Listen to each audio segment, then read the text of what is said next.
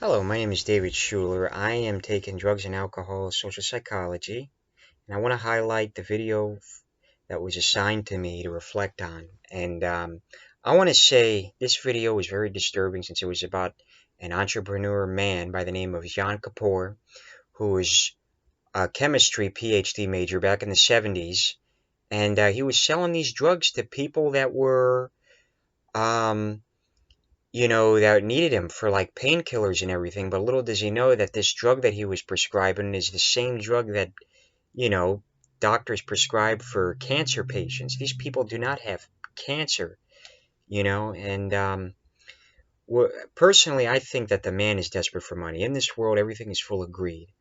And I think that, in his eyes, he saw that he could make easy money and BS it, call it a label, and really he was taking the lives or risking the lives of people that were taking the drug. There could have been a lot of people that were dying. Um, and of course, one lady that got to me was in Henderson, which is near Las Vegas, um, near Paradise City. And I guess apparently she was a very young judge. She died about 5 years ago, and she had a lower infection on her arm. And I guess she was taking the drug as a pain relief, not realizing that she was taking something that could be very toxic if you're taking it at high levels. And of course, she died, and what was really sad about it was, I'm sitting here thinking like, wow, Jan Kapoor is really trying to make a lot of money on this drug, and him being taught that the more revenues he gets is the cause of people that are taking high doses of it, which is 1600 milligrams, which is deadly. Now, I would say you see a lot of selfish people, that were part of this company, and they're being the fall guys. And money is the root to everything. If it's all about money, people go for it. Like this one lady by the name of Heather Alfonso. And this was a nurse who was signing prescriptions. And she was making $83,000 doing this. And it's all from the money. Now you got to understand, as this is all happening, people that are accomplices, to it.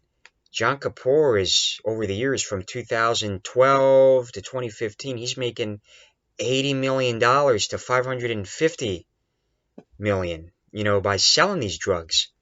And personally, like I've read in the textbook, you know, listen, you need to really be careful what you take. And if something is, you need to be aware if something is too good to be true and it's not FDA approved, you really need to be careful what it is because it could be damaging to your body. Like this Henderson lady, this, Daniela Hampton, think about it.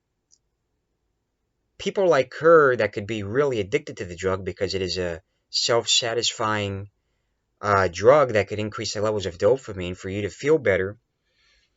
Think about it. People that are administered with the drug, at least what I've read from the textbook, they all report having lower body temperature, decreased blood pressure, skin flushed and warm, people, constipation, all unhealthy stuff.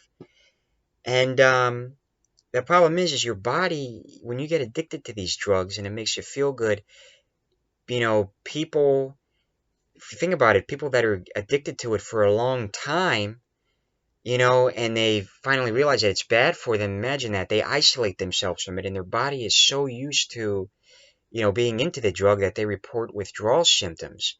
Like, for instance, they report, like, let's say they were having, lower body temperature while they were being administered the drug. When they withdraw from it, they report elevated body temperature, increased blood pressure, pupil diarrhea, you know, restlessness, involuntary twitching. This is all unhealthy, and people are taking these drugs.